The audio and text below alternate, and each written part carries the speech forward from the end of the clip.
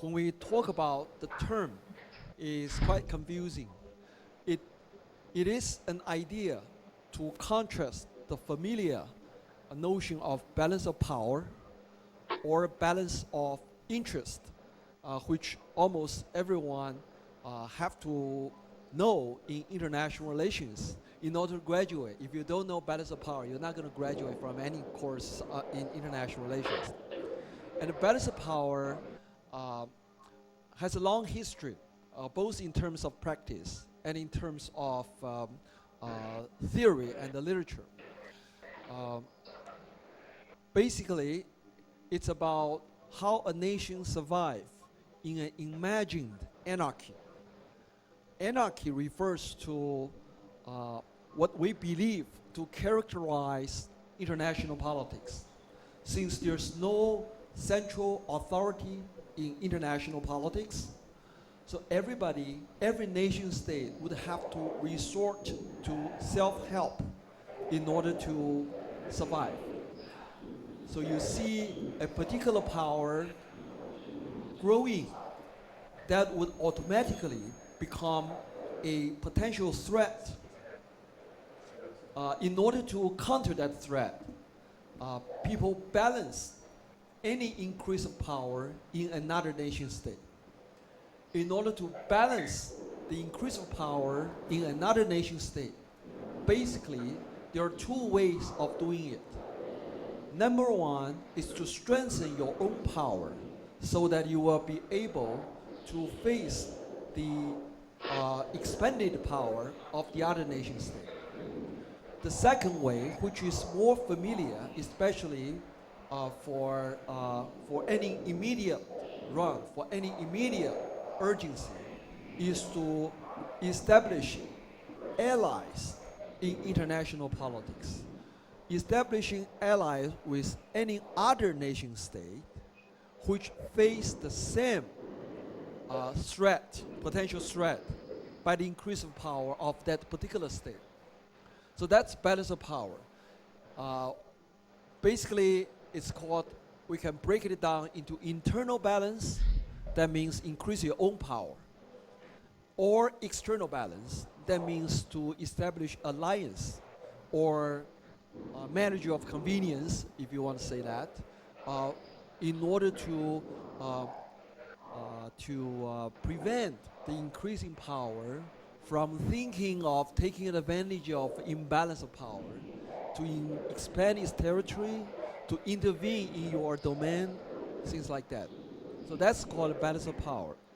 And balance of power has been the dominant theme in international relations since there is a discipline called international relations. Throughout today, most analysts you've seen, or all those commentary you've read on newspaper, comes, if not completely, at least significantly, from the traditional wisdom of balance of power. And this is a very simple wisdom. So it's easy to remember, easy to understand, and easy to analyze. Its basic, of course, is that no state is related to another state. Or even though they are related, no state can trust any other state because there's no central authority in international politics.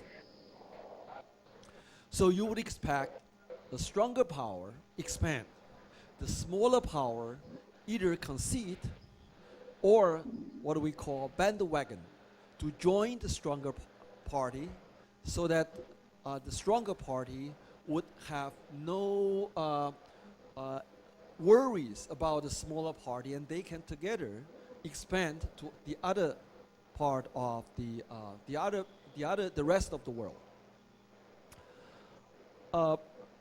Of course, there have been many dissatisfaction with the theory of balance of power. If you look at the practical world, there are all kinds of violation of the principle of balance of power. For example, nation state, stronger nation do not expand. Stronger nation make concessions. Weaker party decide to challenge the stronger party. the weaker party refuse to concede, or the stronger party launch a war and then withdraw unilaterally. There are all kinds of practice in history that defy the principle of balance of power. So there are alternative theories trying to explain what is left unexplained by the balance of power, rather than replace balance of power. It's actually too strong a theme, too popular a theme that has dominated most policymakers' mind, to the extent that even though balance of power may not be a natural principle of international politics, but since everyone buying into the notion of balance of power, so through practice, everyone subscribed to the principle of balance of power, trying to look for allies, trying to take advantage of everyone's own advantage in terms of difference in power. So the alternative theories mostly claim to explain those particular so-called exceptions to balance of power, and try to explain why there are certain exceptions. So there is idea of balanced interest. So people can expect nation state to exchange interest. So they don't really have to through naked power. They don't really have to demonstrate they have stronger power in order to get what they want. And the balance of interest can proceed through exchange because it's less expensive, it's easier if two nation states can make a deal with one another, and the deal has proceeded in history for some time, then they can simply go by the convention. They don't really have to use power in order to achieve what they want to do. So a stronger power and weaker power can come into a deal through understanding, through convention. So weaker power will probably listen to the stronger power most of the time. Weaker power will make policy not in defiance of the wish of the stronger power. In history, this has been called, or in theory, this has been called Finlandization. That refers to the foreign policy of Finland after World War II. They would look at what Soviet Union, former Soviet Union, look at Soviet Union's interest and will deliberately avoid confronting the interest of the Soviet Union. And this is called Finlandization. And there has been the application of the notion of Finlandization to the cross-strait relationship, so that Taiwan would look at what's the core interest of China and would avoid confronting the core interests of China in order to keep peace. So this is called a Finlandization. So Finlandization is an exchange of interest. And this interest has no guarantee, right? Because it has to come from convention and understanding. And eventually, perhaps in history, someday, people would decide to revoke this convention if the stronger power become even stronger and wants more, or the weaker power becomes stronger and decide not to follow the convention. This happened perhaps between China and the rest of the world, with the notion of China rising, and a lot of people say, oh, China become more assertive.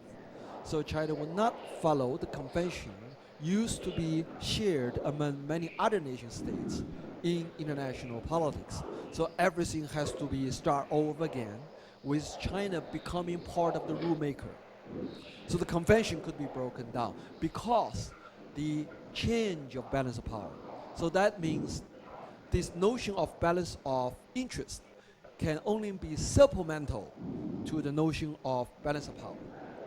There are other alternatives to balance of power as a explanation, but most of the explanation seems to be like the notion of balance of interest being reduced to owning a supplemental theory to balance of power.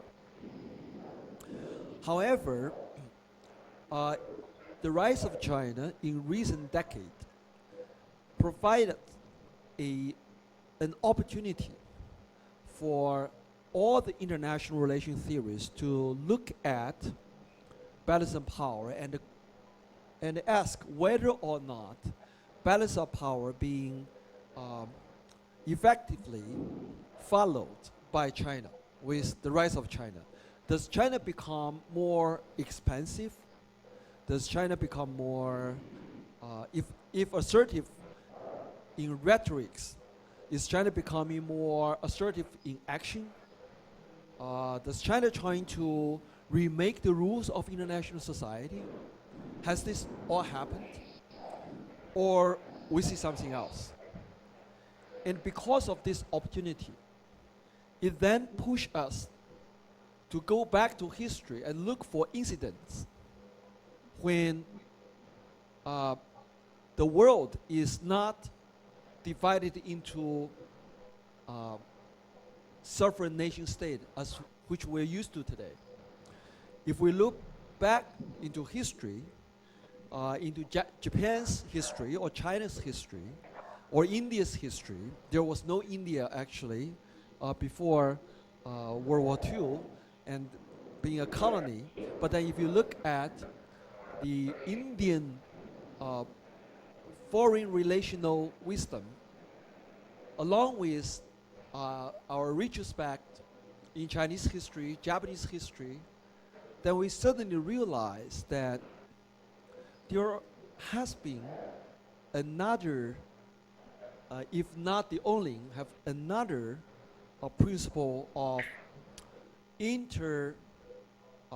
we shouldn't say nation state back in history, because nation state was not a familiar concept or term or institute in East Asian history or in Asian history at all. Then we find a lot of incidents following some different rules, and we have to make sense of those rules. We can use balance of powers to go back to history and see whether or not China has been following the wisdom balance of power, even though there was no nation state. And in the literature, indeed, we used to have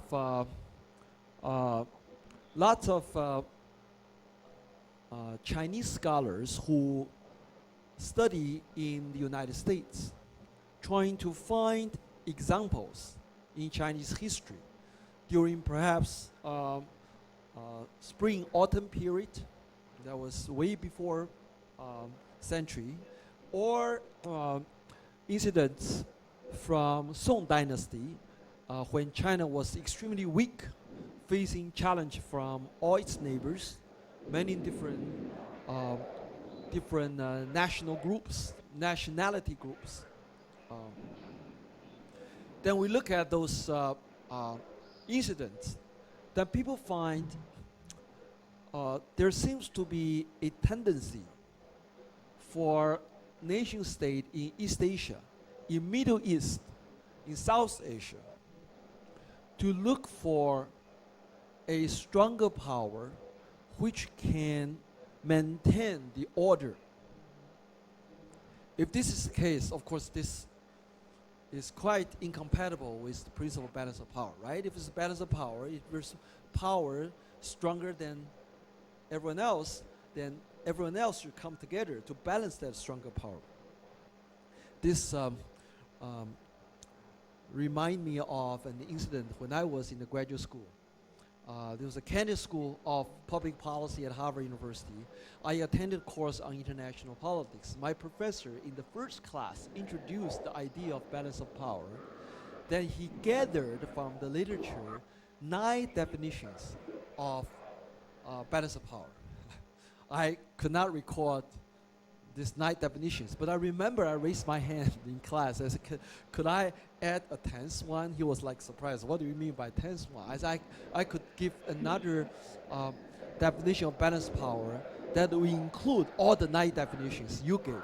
He was like surprised. So he asked me to give my definition. I said, well, balanced power, I replied to him.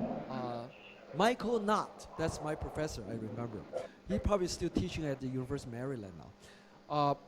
I gave my reply. I said, well, balance of power is a system in which no one dominates. Whoops. Then he said, oh, okay.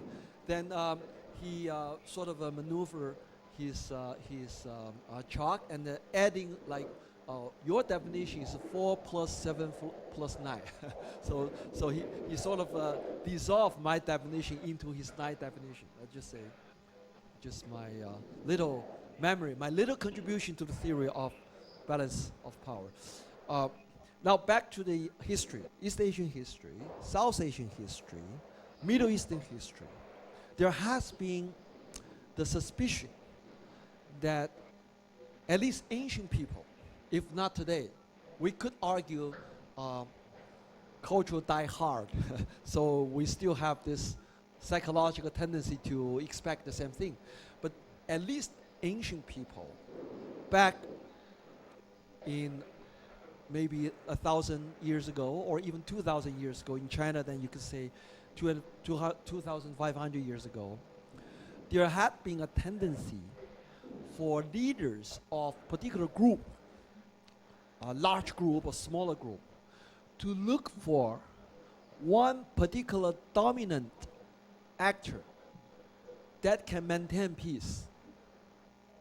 And in order to maintain peace, that particular dominant actor would have to demonstrate to all his other interacting actors or groups that the dominant actor was always selfless. The dominant actor always represent everybody.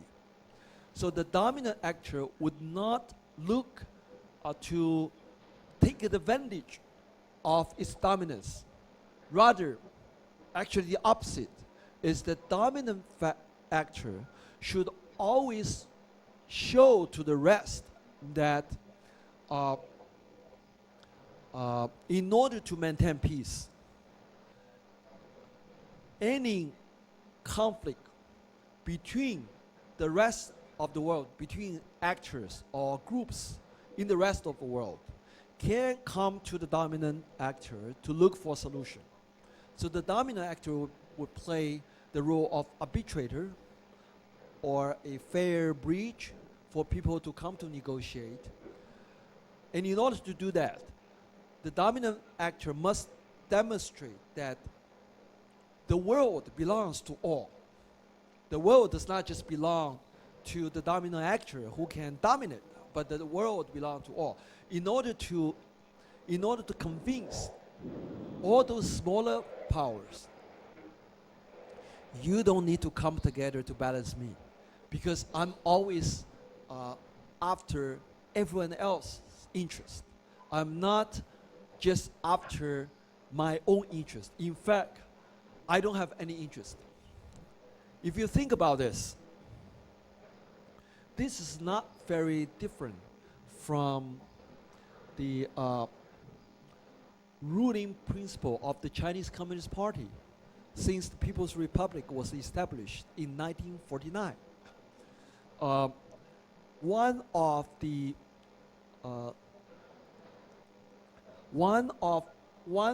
legitimacy, the grounds that the Chinese Communist Party should stay in power forever is that the Chinese Communist Party has no self-interest. And the argument goes like this. Self-interest is scientifically determined. So what interest you have depends on what role you play in particular productive relationship.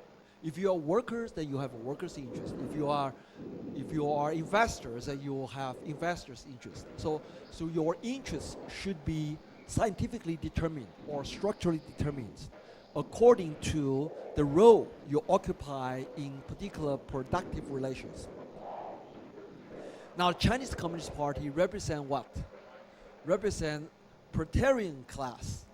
Proletarian class has no material force in its ownership. So the proletarian class has no private interest. So the proletarian class have to, whatever they do, they must, by definition, scientifically represent the interest of all. So of course then the Communist Party should rule forever, because the Communist Party is always the party that has no self-interest. I'm not arguing whether the Communist Party has or has not self-interest. I'm saying that the logic, the Communist Party trying to demonstrate scientifically that it has no self-interest, actually answers to the same anxiety of people in China 2,000 years ago. The anxiety is that the dominant power may have its own interest in mind and then will take advantage of the rest of the world.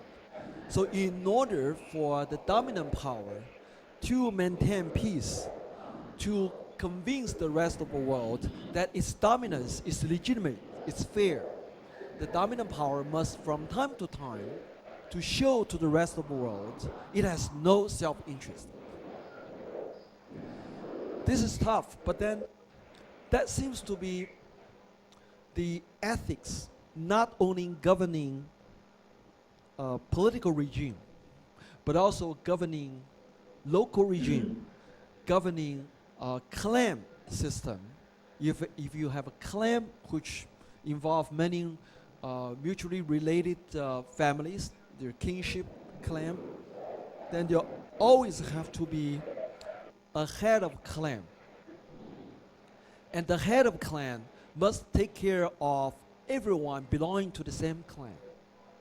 If it has been suspected the head of clan has probably there will be no her at that time, his own interest in mind, then he would lose legitimacy, then the clan would probably split. If the clan split, then the family, all the family would decline. Then the other family, other clan would take over, who can demonstrate their much wider concern for public interest. So this has been not only the ethic for quasi-sovereign groups, but also a very important ethical principle governing daily life in East Asian society. Then we look at what happened to Chinese foreign policy today. Then we see some peculiar behavior even before the rise of China in 21st century. For example, we see in the Korean War in 1950, China had warned the United States not cross the 30-degree parallel. And the United States would like to signal to China the United States had no territorial ambition in China. So when American troops pursue the North Korean troops fled into the Chinese territory. The American fighters would only shot the North Korean soldiers along the Chinese border, so the fighter would not fly into the Chinese border. And Americans hoped this was a clear signal to China that there was no territorial ambition on the American side. America would be satisfied with a united Korea and would not violate the borders between Korea and China. But for Chinese that didn't really accept that signal. So the Chinese troop pushed the Americans all the way, not only from Yalu, but also far south of the 38 parallel, and even to the sea. And then Chinese troops withdrew unilaterally to the 38 parallel to signal to the American troops that China had no territory ambition. China would be satisfied with 38-degree parallel as the truce line. One of my American colleagues at Rainbow College in New Jersey, uh, when after he listened to my short report on the Chinese war pattern, talking about this unilateral withdrawal, then he recalled a particular incident that he could not understand for 40 years, almost 40 years. He was a soldier at that time. One of the American ships rescuing American soldiers from the seashores and then trying to move away from the seashores. Unfortunately, the ship almost broken down. The motor didn't work. So the ship was left in the waters within the Chinese shelling. But Chinese actually stopped shelling. Until in the morning, they sent 2 other ships to tow the broken ships away from the waters, away from the scope of Chinese shelling. Then Chinese started shelling. Then he told me that he could not make sense of this Chinese behavior. Why didn't Chinese shell the American ships when it was within the scope of shelling, and only shelled after the ship was towed away? So he certainly understood after hearing my report. He said they must be signaling that they have the determination to confront the American imperialism, but they didn't want to. I said, yes, exactly. That's what I would understand or interpret the situation. It's a signaling. It's a signaling of unwillingness to confront, but then it's also signaling that China would have the determination to continue if you will continue. And unilateral withdrawal was not the in Korean War was not the only incident of unilateral withdrawal in Chinese military history. How hard it would be, imagine, if MacArthur occupied some islands in Pacific and Truman asked him to withdraw. You could imagine how hard it could be. It's almost probably impossible for any military strongman to give up the territory that it was hard to get, to occupy. But in 1958, China started shelling Quemoy. That was we call the Quemoy crisis. That was in August 1958, August 23. China start shelling Quemoy.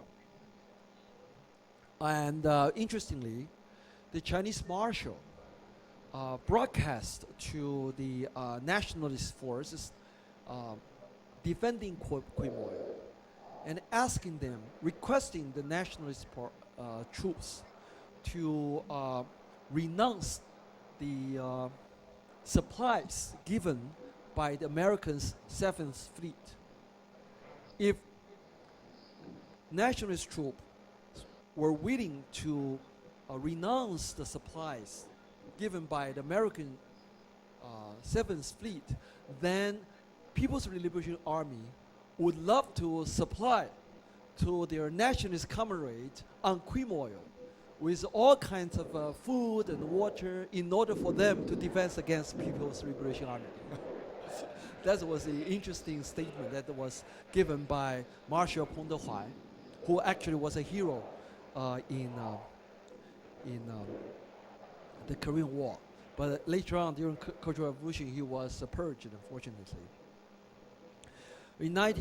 So that was interesting. But then, in 1958, after 2 weeks of shelling, the Chinese suddenly stopped shelling.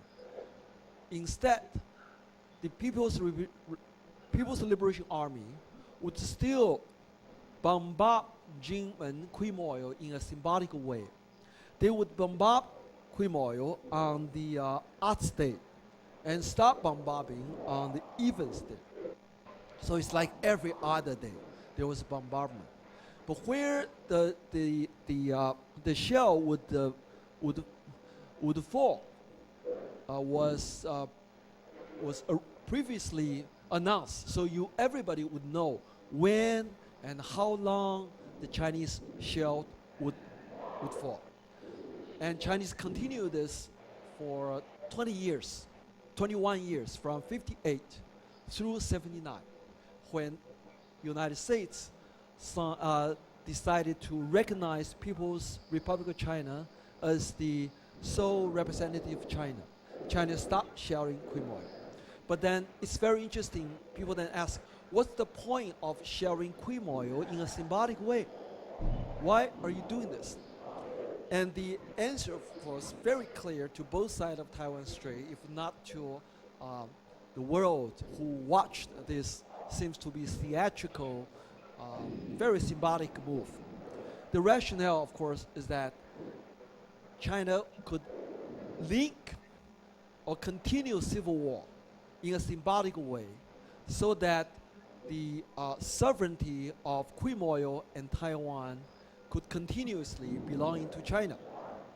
And civil war simply showed the two sides of Taiwan Strait still adhere to the one China principle. So there was a sharing, but then sharing was symbolic. It was not intended to hurt anyone.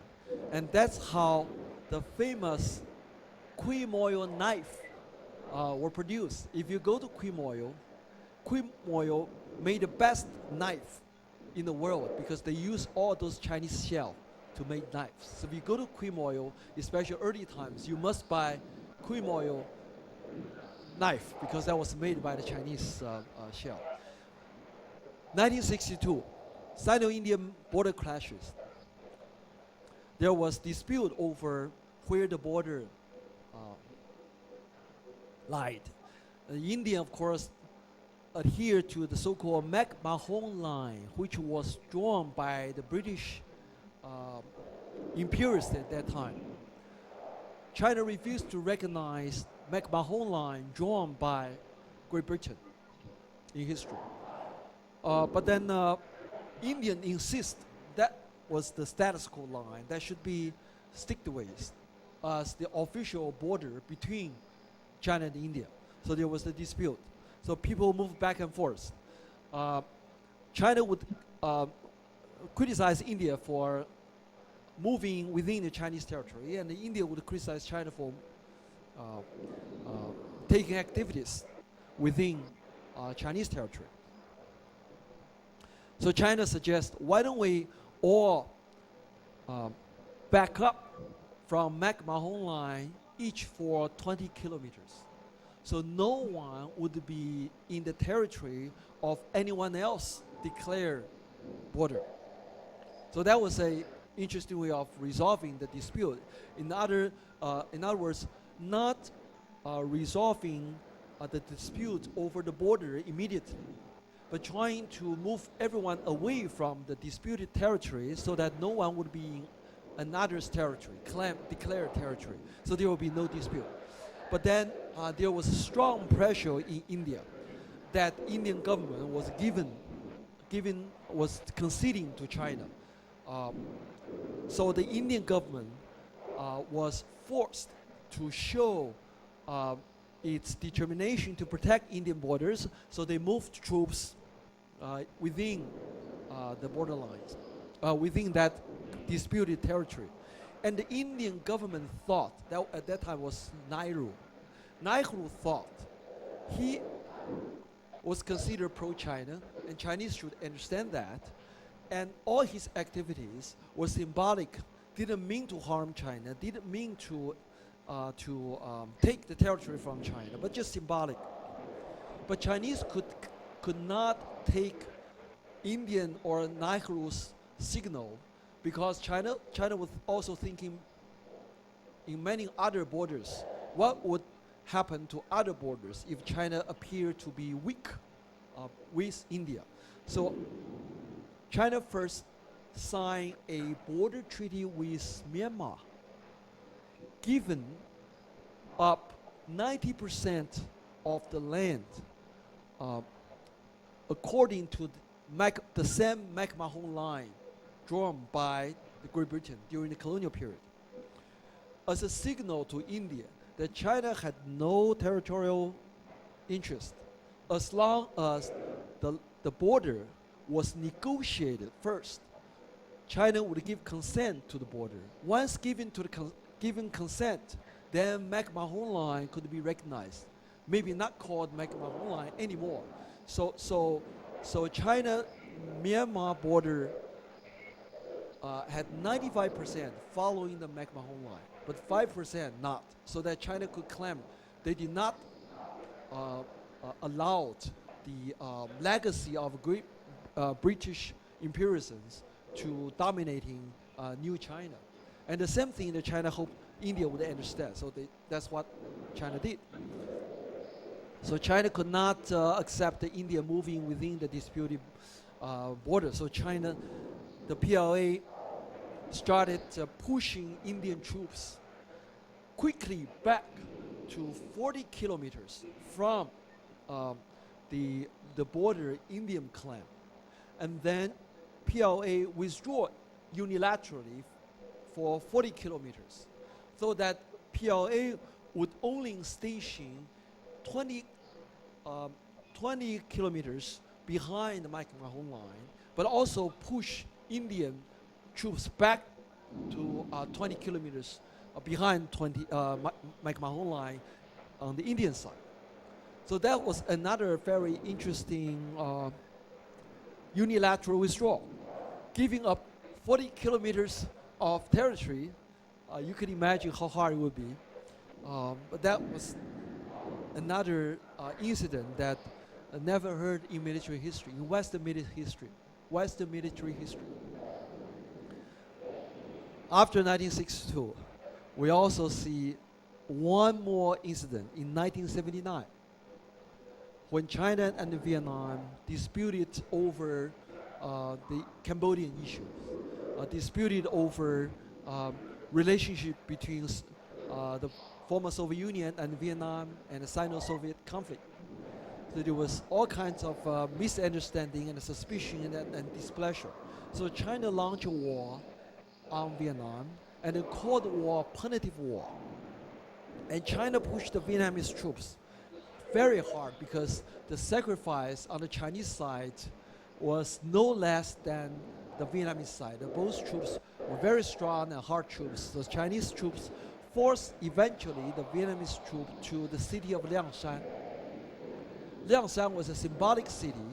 That's the city which Qin Shi Huang, the first emperor of Qing dynasty, Qing, not Qing dynasty, that was just, I think, a little before BC, was the city that Qin Shi Huang once occupied. So it was a symbolic city. And then Chinese unilaterally withdrew again. And once Chinese unilaterally withdraw, Vietnamese, of course, reclaim their own territory. That was very interesting, but then Chinese claimed that the whole purpose was to punish Vietnam for its behavior in Cambodia. And once it achieved the punitive purpose, it withdrew. Many military experts argued from the city of Liangshan, which Chinese troops had fought and took, there is plan where you can start using tanks. It would be a lot easier for the Chinese troop because Chinese has stronger tank teams to march on North Vietnam. But China didn't do that. The signal, of course, is that, you see, I could do what I could do, but I didn't do it. So I compromise. Although I beat you, I compromise. That was the signal. And not surprisingly at all, when recently China started moving their drilling ships to a territorial sea Vietnam claimed, that causing the disruptions in South China Sea. Uh, After China showed it could defend its drilling, uh, its drilling facility, it again unilaterally withdrew, which is not too long ago, maybe just a couple months ago. China again unilaterally withdrew after showing that China had the determination and capacity to claim or to defend um, their site, and then they withdraw. Now we want to ask what kind of balance power this has been. This was not balance power because China did not insist on what its power capacity allowing China to do. Unilateral withdrawal. The signal, of course, was not about balance of power. The signal, of course, was what what China wanted is to receive acknowledgement of other nation states. China was not doing any of these things for its own interest. Its interest is to maintain a reciprocal order that both sides could feel acceptable, and then not ruin the order. If there was dispute, find a way to circumvent the dispute, to bypass the disputes, rather than trying to resolve it. And once both sides was willing to bypass, then China could make concession. Concession would signal China's interest in order and the peace than in interest. But then if the other side refused to acknowledge China's greater benevolence, then China would have to act strongly. Based upon these observations, we come up with the idea of balance of relationship. According to balance of relationship, what is the rational thing for a nation state to do in order to protect its interest in the so-called anarchy of international politics is to make sure all the other countries, through bilateral understanding, could settle down on a reciprocal relationship which can proceed in history in a very long term. And this relationship must have credit. It's so credible that no one would be willing to sacrifice this relationship for some immediate gain. If both sides decide that the other side have given credit to their mutual understanding, then there will be no reason for both sides to watch each other, worry about the increase of power on the other side. So everyone will be better off. And this seems to bring us back to the spring-autumn period, when countries looking for dominant power which has no strong self-interest. As long as you acknowledge its dominance, it would actually compromise its interest in order to satisfy the smaller party. So this balance of power would dramatically different from balance of relationship would dramatically different from balance of power. Balance of power, we just mentioned earlier that it was two principles. It's internal balance by strengthening yourself, or external balance by establishing allies in order to defend everyone else against the dominant power. But balance of relationship differs in many ways. Number one, it is not a multilateral consideration. It is not trying to establish relationship with all the other related parties in order to defend the stronger one. It is not an attempt to establish an understanding among all the countries No, there's no such multilateral thinking. Balance of relationship, by contrast, is a bilateral mode of behavior. It's bilateral means that all the country should establish stable relationship, reciprocal relationship with every other country, each in a bilateral channel, each through some bilateral arrangement, so that everyone can take care of everyone else's interest. That's number one difference. Balanced relationship is a bilateral arrangement. Balance of power is multilateral thinking. Number two, balance of power would predict the nation trying to increase its power whenever there is opportunity to increase its power, either by internal self-strengthening or by external alliance.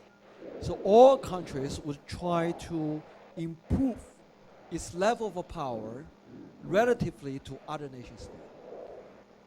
But in balanced relationship, that's not the case.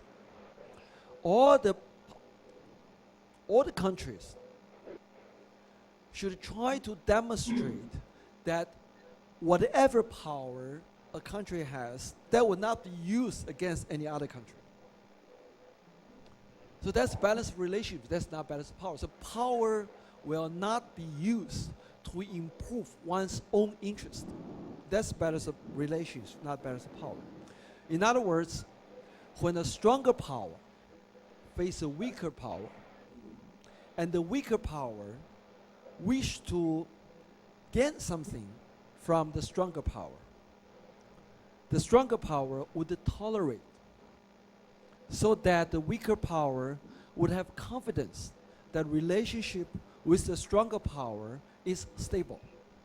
So compromise by the stronger power is the mechanism to give credit to a stabilized bilateral reciprocal relationship. On the other hand, according to the balance of power, a weaker state would either bandwagon to join the stronger state or trying to defend itself through internal balance or external balancing.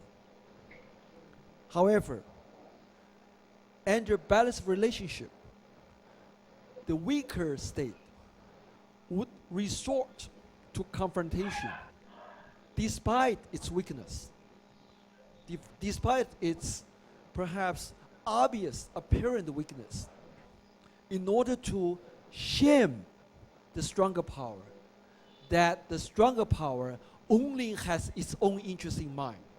So all the other countries should not trust the stronger power anymore, and then stronger power would have a problem with all the bilateral relationship, all the bilateral arrangement it has already set up with all the other countries in the world, right? So if a smaller state exposes the unfairness or the self-centrism of the stronger power, that simply destroy the credit of the stronger power being a trustworthy bilateral partner. Then all the bilateral partnership of that particular stronger power with other states would be ruined. So that's why the smaller state can resort to confrontation. If you look at North Korea, if you look at Vietnam, if you look at Taiwan, Philippines could be an exception.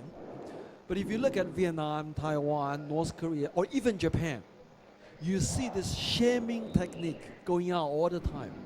Not that people really wanted to fight the other side, but really trying to shame the other side, trying to expose the self-centrism of the other side, hoping that the other side would like to restore its reputation. And this reputation, of course, is dramatically different from the reputation and the balance of power. And the balance of power, the reputation of the hegemonic power like United States, would be to show to all the people in the world that United States would never hesitate to resort to military force if necessary in order to maintain peace. or in order to maintain the order, or in order to enforce the rules of international relations. Quite the contrary. And the balance of relationship. The stronger power should always show that it can refrain from using military forces so that other countries would not worry about it. And that would make the stronger power easier to control and maintain the order because no one would take the stronger power as the enemy. This again has to do with the very traditional thinking in East Asia. One classic wisdom that all East Asian countries, Japan, Korea, Taiwan, Vietnam, and China, of course, subscribe to is that during the hardship, during famine, during economic downturn, what the government should do is to cut tax rather than gather more in order to sustain the life of the center. Exactly the opposite. The court or the regime should show to the rest of the world that it will renounce its own interests first in order for the rest of the world to survive. Otherwise, there will be revolution, right? If people starve to death, they would choose whom to revolt. Of course, whoever owns more resources.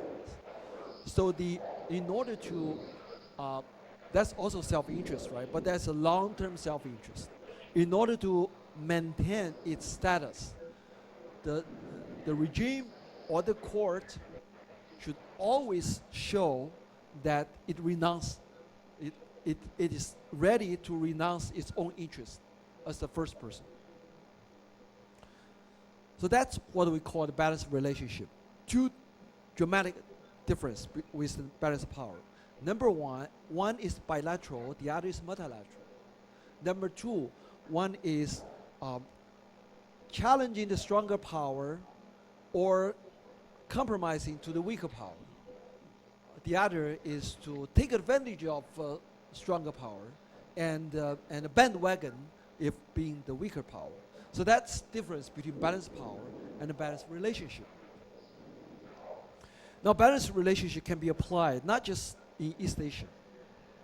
We believe that balanced relationship has been applicable everywhere in the world.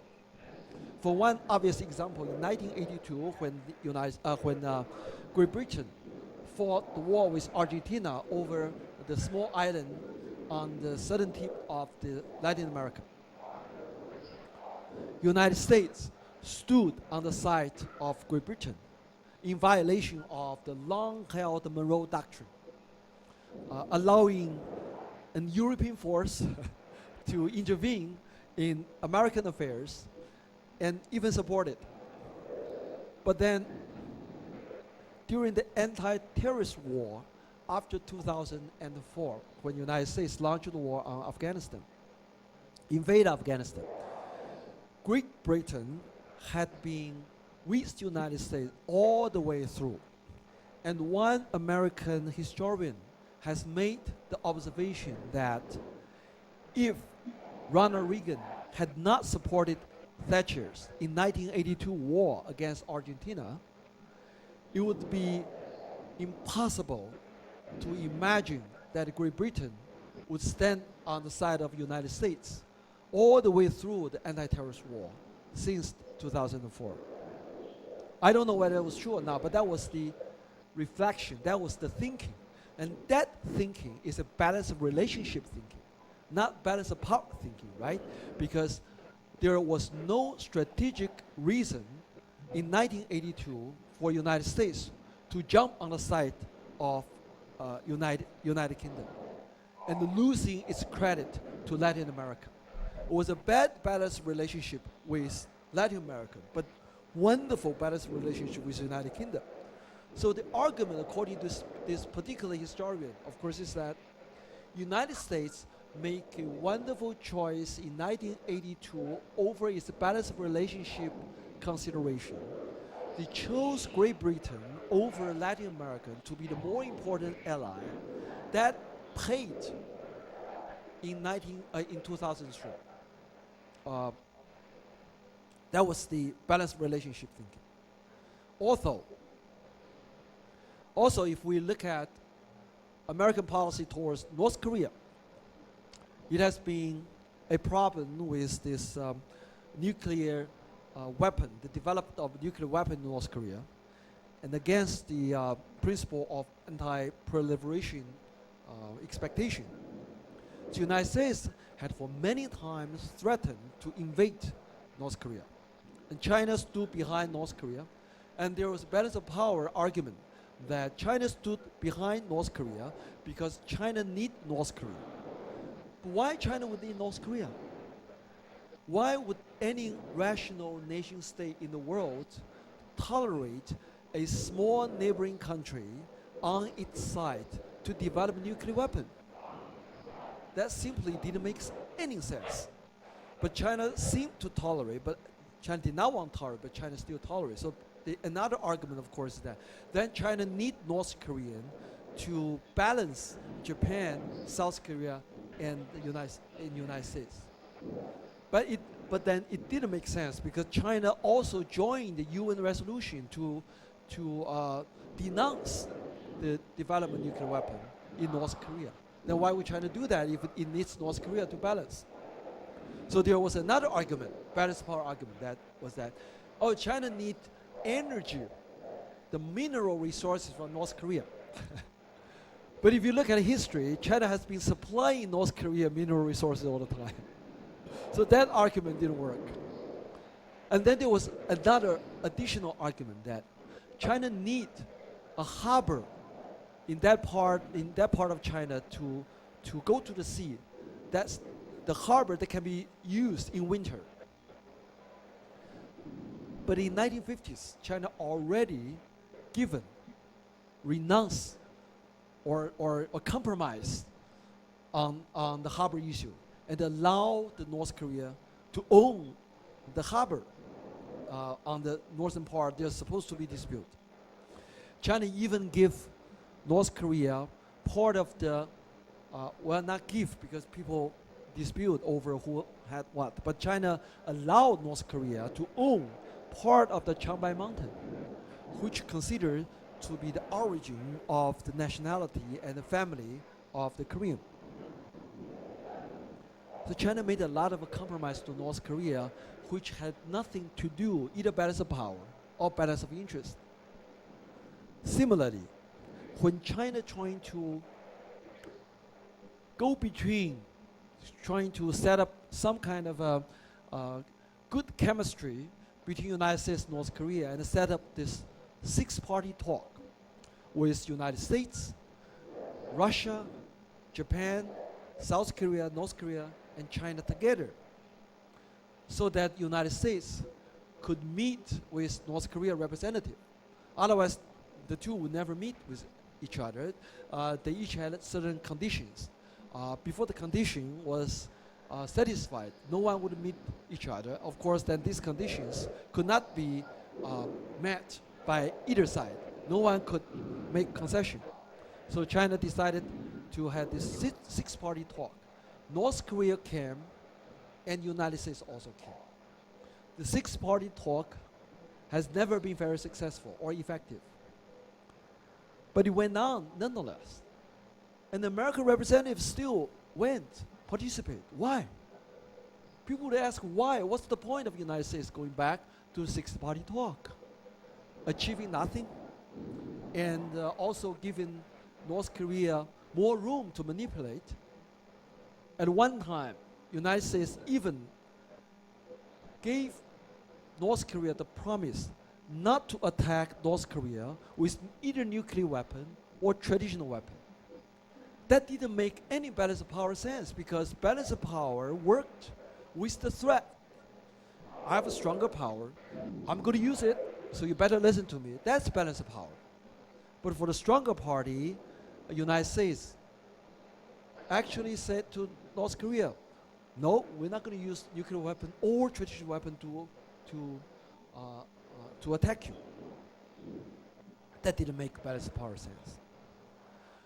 We think that what the United States is trying to do, of course, is trying to keep North Korea in a multilateral setting so that North Korea would develop some confidence in the six-party talk that no one on, on the other side would try to invade North Korea, trying to give North Korea some kind of confidence. That's balance of relationship, right? It's not use of power to threaten and to punish, rather to use interaction, trying to generate trust, trying to stabilize relationship, trying to keep someone in the bilateral channel or multilateral channel. The same argument can also be said to U.S.-China policy. There had been debate in the United States whether the United States should contain the rise of China or engage a China which appeared to be recalcitrant, disobedient, assertive. Why bother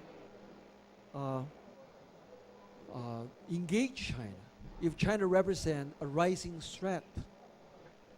The United States should set up alliance like what Japan appear be doing recently.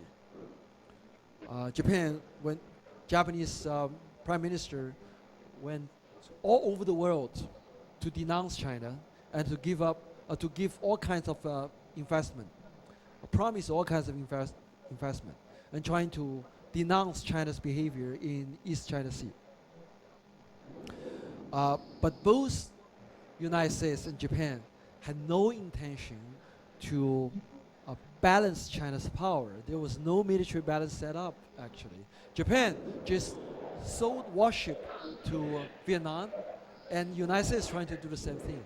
But Vietnamese are not stupid to believe that Japan or United States would join the war if there was a war taking place between outbreaking between United States and between China and Vietnam.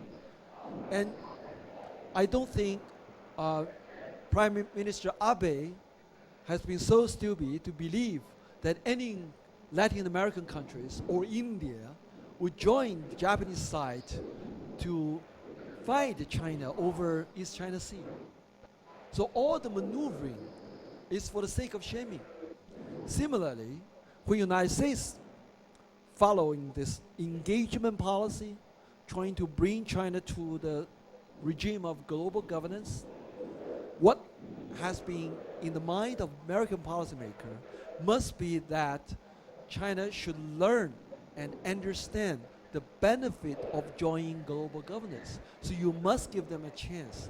Let them trust the system. And that's relational thinking. That's not balance of power thinking. Okay, so we have this idea of balanced relationship. The specific argument laid out under this balance of relationship system has been, I hope, has been carefully and specifically written down in the readings for today. If you have time, I would encourage you to read today's reading more carefully. It's the basic or the foundation of the readings for all other readings, including post-hybridity, including Asian School of International Relations. All other readings of this course has some roots in today's reading. And that's why I want to wait for our German parties to join before I speak on this balanced relationship. All right, I want to open the floor for questions, and maybe we can discuss later on. We can gather a few questions from everywhere in this class, from our German classroom, from Kaohsiung, from Tainan, and from here. Anyone want to ask questions or make comments, please do.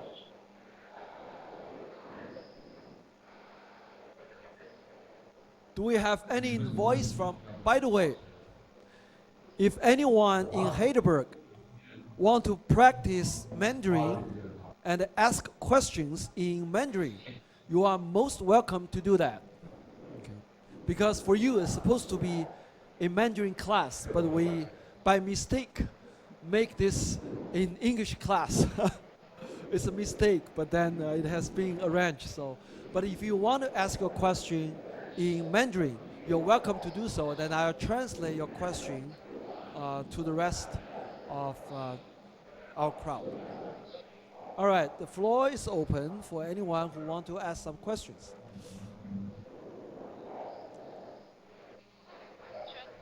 Unfortunately, our picture is frozen, so you maybe only hear us but not see us.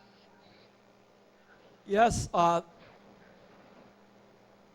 Which class this come from? I only hear something. I don't know which class this come from. Heidelberg.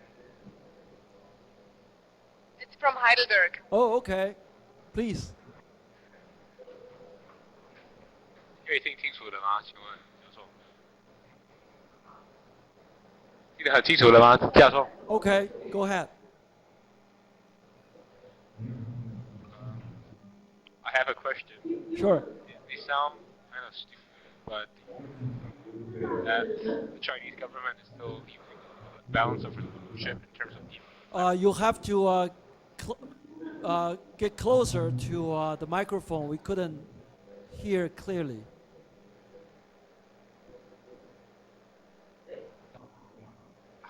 Do you think that the Chinese government is still using the balance of relationship principle in dealing with the so-called Taiwan issue? Okay.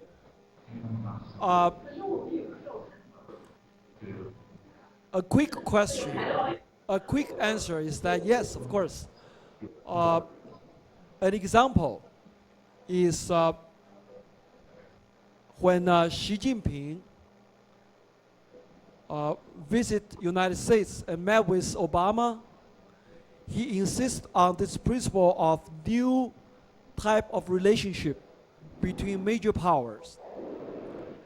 And included in that new type of relationship is respect for each other's core national interest.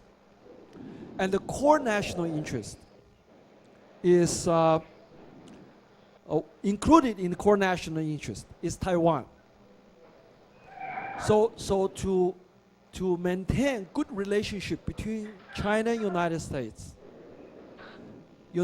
must respect China's claim over Taiwan. However, if you look more closely and carefully, you find that China's claim over Taiwan sometimes is superior. This is more balanced relationship than balance of power. Let me explain a little bit. If you look at U.S. arms sales to Taiwan, that had always caused tensions between China and the United States in recent years. Usually, what happened is that China would sever military exchanges with the United States as a retaliation to the sales of arms to Taiwan by United States. However, China would always unilaterally withdraw its retaliation. For one example, I can give you two examples. The first time China withdraw its retaliation is when Obama was elected president, signaling the wish on the Chinese side to re-establish relationship with the United States, since the particular government or the particular party which sold arms to Taiwan stepped down. So there should be an opportunity to re-establish relationship. So Obama's election was the point when China announced that China would reconsider withdrawing retaliation. At the inauguration of Obama's administration, the second day of its inauguration, China unilaterally withdrew all the retaliation that it launched against the United States because of arms sales to Taiwan. And the second example is in 2011. China was in the process of retaliating U.S. arms sales to Taiwan, and U.S. Ministry of Defense was supposed to visit China, but would have to stop. But in 2011, there was a huge event coming up. That is Hu Jintao was to visit United States. And China negotiated with United States for so-called state visit. And there was no appreciation on the American side why the visit had to be a state visit, because state visit is symbolic. If Hu Jintao came to United States for the sake of doing business, why it mattered whether this is a state visit or not. But China wanted to demonstrate to the world that China was not a threat to the world. So state visit to United States, according to the Chinese perception, would mean that the United States did not take China as a threat. So China was not a threat. So Hu Jintao's visit in the capacity of a national head in a state visit becomes symbolically very critical in the Chinese mind to dissolve the image of China threat. So they decided that the retaliation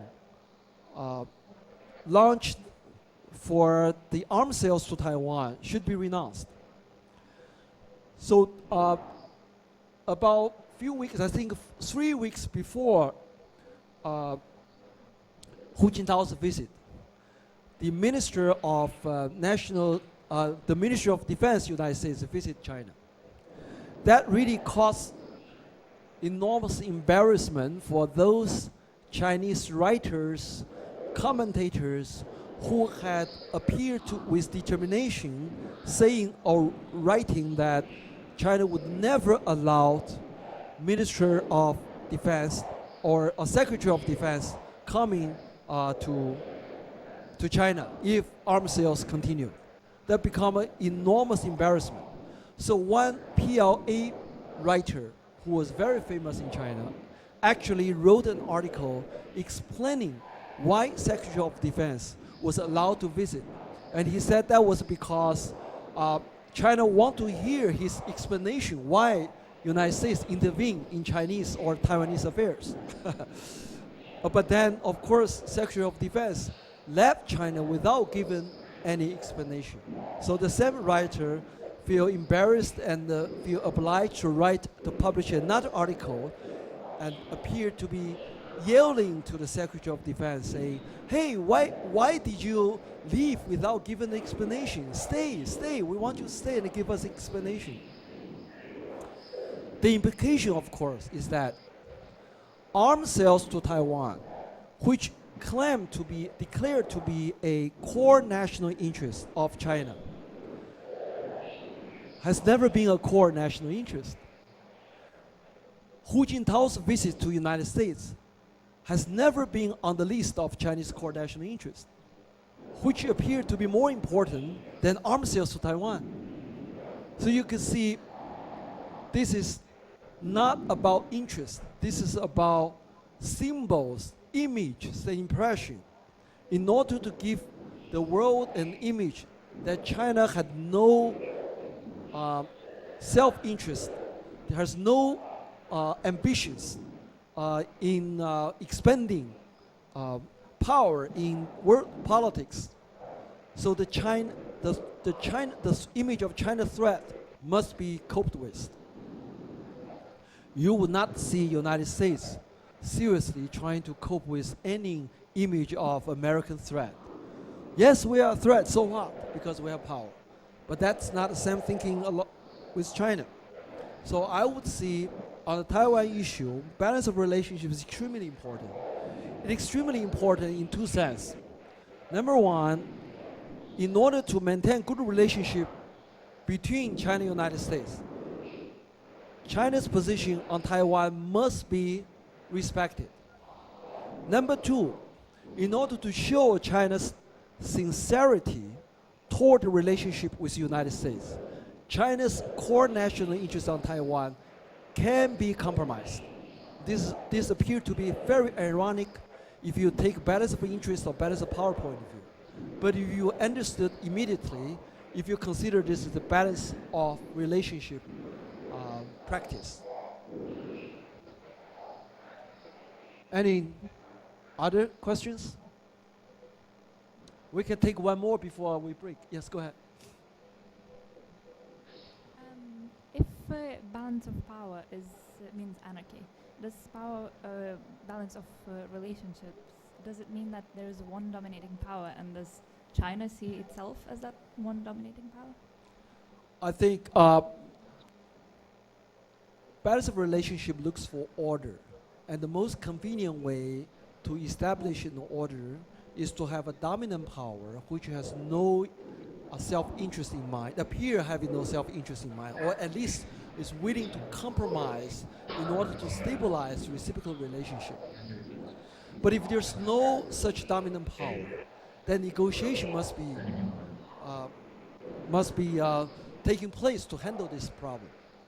In the past, one conventional way of resolving the problem of no dominant power is to establish kinship. So you will send princess to the rival countries to become their queen, for example.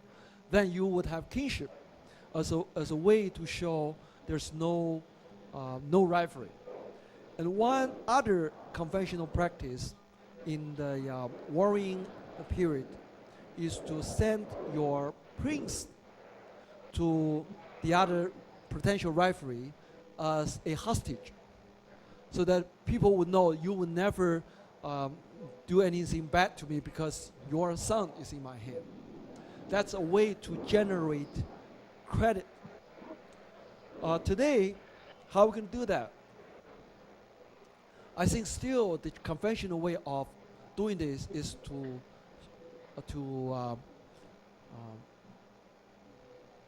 show compromise, willingness to compromise. And the compromise can be ritual sometimes. It's not real compromise, but it's a ritual of compromising so that the other side would feel that they're being respected. So they're willing to try improving relationship for a while. So you give it a chance. There is a chance for people to move away from confrontational thinking, move away from power play, and trying to do something on the soft side, on the social side. That's why we're arguing that balance of relationship is an international social system, or balance of power is international political system. In any regime in the world, there is parallel of political system and social system. It's impossible for a political system to replace social system, or for social system to substitute for political system completely. The two must go hand in hand. Which one a person, a regime, a group will rely on first? We think that's cultural.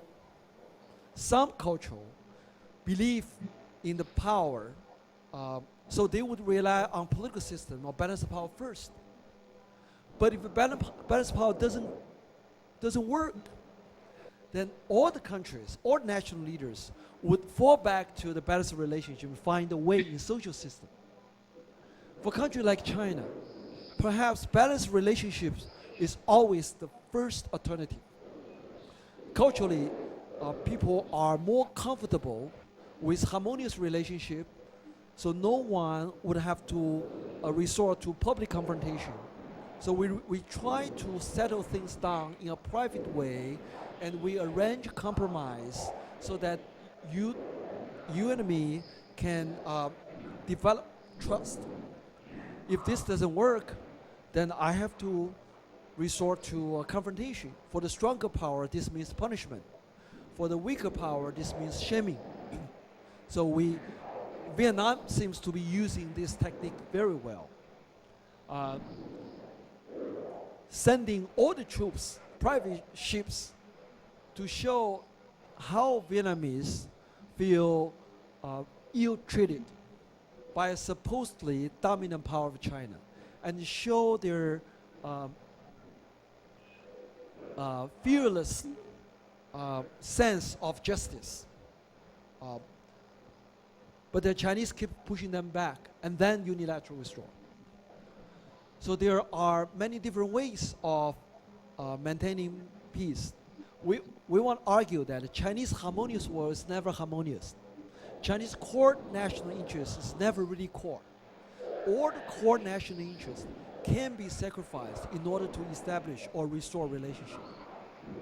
On the other hand, all the harmonious talk can be destroyed in order to show the determination to restore relationship.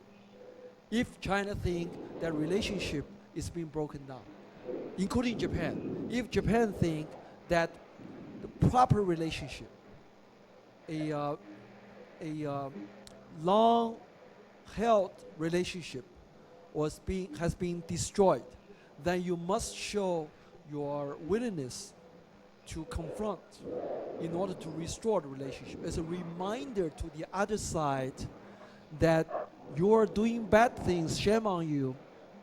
People like me, a peaceful people like me, a weak people like me, still sacrifice my life in order to show to the world that you're doing something bad.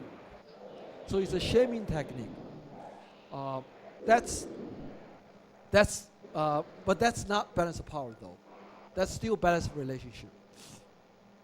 Okay. So balance of power and balance relationship has been mixed in every country's diplomacy. It depends on which comes first or which is being used more frequently. That's different by culture or by convention. Shall we take a break? Take a 20-minute break. You want to ask a question? Go ahead. Before my question, I want to give a brief intro about the theory of Alexander Wang. Basically, he divided the anarchy into three cultures. The first culture is called the culture of hopes, which the countries treat each other as enemies. And the second culture is called the Lux culture, which the countries treat each other as competitives. And the third culture is called the King's culture, which countries treat each other as friends. And my question is, under the balance of power, does China treat each countries with the same perspectives, or it depends on situations? And my second question is, how, in the eyes of China, how they look at Taiwan? Thank you. Well, I think, like we mentioned, the first major difference between balanced power and balanced relationship is that balance of relationship is bilateral. So all the countries being treated differently. Like in the tribute system in history, you find Chinese tributary relationship with all the tributary states were specifically arranged according to the condition of that particular tributary state. So it's not a unilateral applied principle. So under the balanced relationship, this doesn't work. The Hapshin or Lakin order doesn't work because it's not a unilateral applied order. China's policy toward Taiwan, you have seen, is concessions after concessions. Concessions have two functions. Number one function is to show that China has no interest in taking anything away from Taiwanese population. So they make concessions. Function number two is to prepare for the future showdown. If China would have to resort to force, it would have showed to the, at least in its own perception, it has demonstrated to the world that it has done everything it can be done to Taiwan. It had to make all the concessions it can be made to Taiwan. Now Taiwan still want to run away, so I have no other means to do. So concessions after concession you see is that no, we don't want anything from Taiwan. But then you could claim that you have no reason to run away because I'm not going to take anything from you. That's the Chinese thinking. So it's a family member. You don't want to be the family. No, that's not good. Stay within the family. But the family will not take anything from you, and the family will provide you whatever you want. You still run away, then we're going to punish you. So there are two functions, getting prepared ideologically and psychologically, and also showing China's own wish to